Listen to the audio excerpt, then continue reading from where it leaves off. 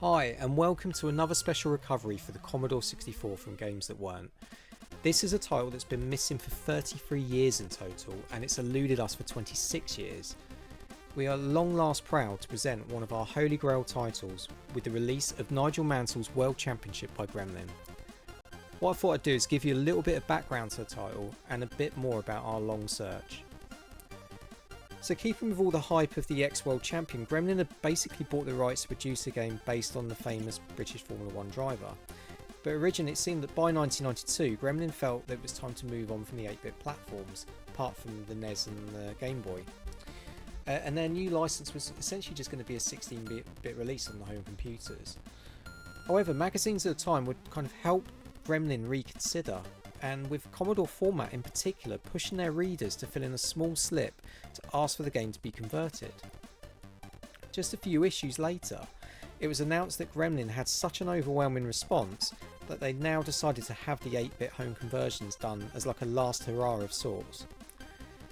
I mean, even the freewheel Logic 3 controller, this weird steering wheel controller that came out, would have adverts for the game advertising it for the Commodore 64 and the other 8-bit platforms, so Gremlin were definitely keen. However, although the ZX Spectrum and Amstrad CPC editions, developed by Mike Chilton, would see release and scored very well, apart from some sort of crippling multi-loads, the Commodore 64 version never even got previewed and it just disappeared without a trace. As a result, the game sort of became one of the holy grail titles for the 64, and one which many had been looking forward to back in the day, including myself. And after years of nothing, suddenly things began to ramp up in 2012. Initially, Darren Melbourne got in touch with Games That Weren't and shed some important light on the game. It was indeed in actual development, and it was worked on by Enigma Variations, where it was project managed by Darren, with code by Andrew Bowen and graphics by Paul McKee. Darren told Games That Weren't that everything was essentially shaping up really well and had featured some of the most impressive road routines he'd ever seen on the 64. He'd reported that there were smooth corners and undulating hills which worked extremely well on the platform and pushed things to the limit. Unfortunately, too much development time was actually spent on trying to perfect that road routine, and when it came to releasing the CPC and Spectrum versions that were now finished, the 64 version was still an estimated 6 weeks away from completion. And essentially Gremlin felt that that was 6 weeks too long. By that point, they felt that they would miss the chance to make any profit at all from the title. So many 64 users could well have moved on to consoles by that point, so as a result they decided to cancel the game, even though instructions still reference the 64 edition for both tape and disc mediums.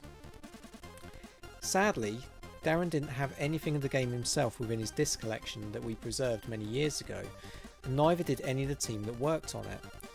There was still hope that something may exist within the Enigma Variation archives, but it was seeming quite unlikely.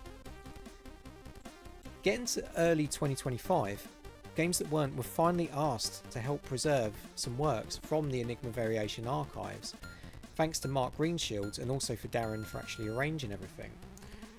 The expectation though was to find a series of NES titles that had never saw the light of day, but we were completely stunned to find the entire PDS source code backup to the Nigel Mansell development.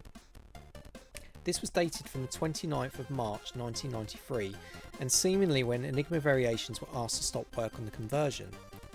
Present was also a music binary file which suggested that the game could possibly have been closer to completion than we first thought.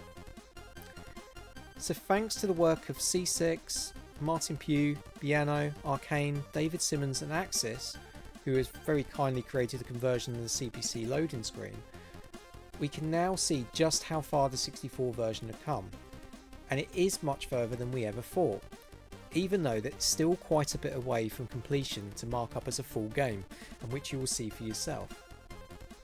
Pretty much all of the tracks are present within the game, and it seems straight away that the NES release of the game was a major inspiration, with the look and feel replicated from the console edition, rather than looking anything like the other 8-bit editions that were released.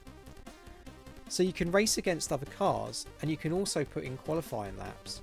And there's even a tutorial feature where you can drive with Nigel Mansell and get tips on how to become a better driver, even though the tutorial bit doesn't seem to be quite finished. Basically, it's very glitchy at this stage in places, especially with the road routine, which has been fixed up to a degree. There only seems to be one car on the screen at any one time, and we guess that this would have been improved over the last few weeks, as graphical mock-ups that we recovered show more than one car present. Pit stops are also missing at this stage, and also there are no roadside objects either. As well as this, and as well as there only being one car, there are no variations in the colours for the cars, and the main car's wheels themselves on the dashboard are lacking animations to make them look like they're actually spinning. These are all areas though which no doubt would have improved and polished before the final release. Sadly, although there was also music and SFX in binary form in the archive, none of it actually got to be integrated. So what we have is a music demo included which showcases the title music, but also several subtunes that would have been probably played at various points when you won or lost a race, and these were done by Gerard Gorley, who certainly seemed to get around at the tail end of the 64's life. He'd worked on quite a number of titles that got cancelled back then. There might actually be some sound effects tucked away in there according to the comments in the binary, so if anyone manages to get them going, then please let us know. But amazingly, the big thing that surprised us was how the game was, like the entire game was crammed in just a single load. And overall, you can see that it has the makings of what could have been a brilliant racing game had there been time to get it finished.